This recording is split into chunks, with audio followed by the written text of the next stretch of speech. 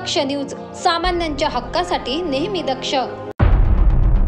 याआधी फसवणुकीचे अनेक प्रकार आपण पाहिले असतील, मात्र धुळ्याच्या आझादनगर परिसरातून एक धक्कादायक घटना उघडकीस आली आहे। नकली जीएसटी अधिकारी बनून काही इसमांनी ट्रक मालकाला 1.25 लाखांचा गंडा घातलाय। याबाबत अधिक माहिती अशी की 17 नोव्हेंबर 2023 रोजी पंजाबकडून पुण्याकडे जात असलेला ट्रक धुळ्यानजीक गुरुद्वाराजवळ अडविण्यात आला। जीएसटी अधिकारी असल्याची बतावणी करून पंजाबमधील ट्रक मालकाकडून 1,30,000 रुपये ऑनलाईन मागितल्यावर नंतर ट्रक सोडून देण्यात आला।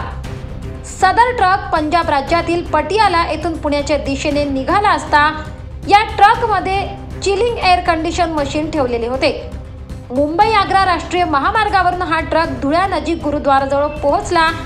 त्यावेळेस 4 जण खाकी रंगाचा ड्रेस परिधान करून लाल रंगाचा दिवा असलेल्या गाडीजवळ उभे होते।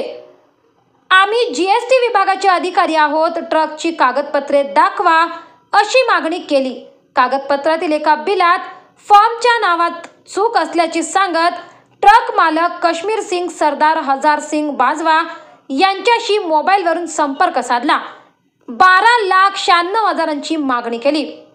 पैसे दिले तरच ट्रक सोडण्याची भाषा नकली जीएसटी अधिकाऱ्यांकडून करण्यात आली। अशा प्रकारे काही इसमांनी ट्रक मालकाला 1.25 लाखाचा गंडा घातलाय। फिर्यादी कश्मीर सिंग बाजवा यांचा लोखंडी मशिनरी बनवण्याचा व्यवसाय। ते पंजाबमध्ये सदर मशिनरी तयार करून देशभरात ते सप्लाय करायचं काम करतात।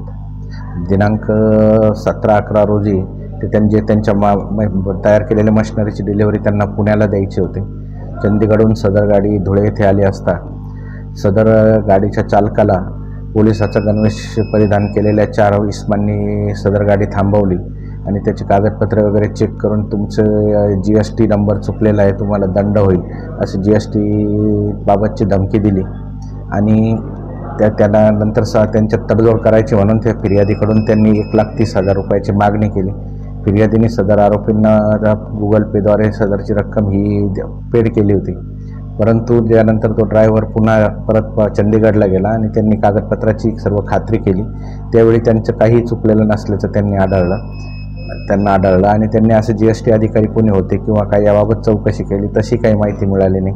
त्याच्यावरून काही कुणीतरी तोता इसमांनी त्यांना जीएसटी बिलाच्या नावाखाली फसवणूक केल्याच्या लक्षात आल्याने त्यांनी दिनांक 4 रोजी धुळे आझादनगर पोलीस स्टेशनला त्याबाबतची तक्रार दिलेली, त्यावरून गुन्हा दाखल केला आहे। तपासाचं काम चालू आहे। त्यानंतर चौकशी केली असता असा कुठलाच प्रकार नसून ते चौघे जीएसटी विभागाचे अधिकारी नव्हते।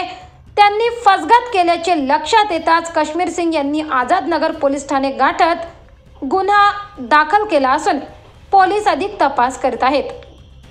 नागिंद मोरे, दक्ष न्यूज, धुळे।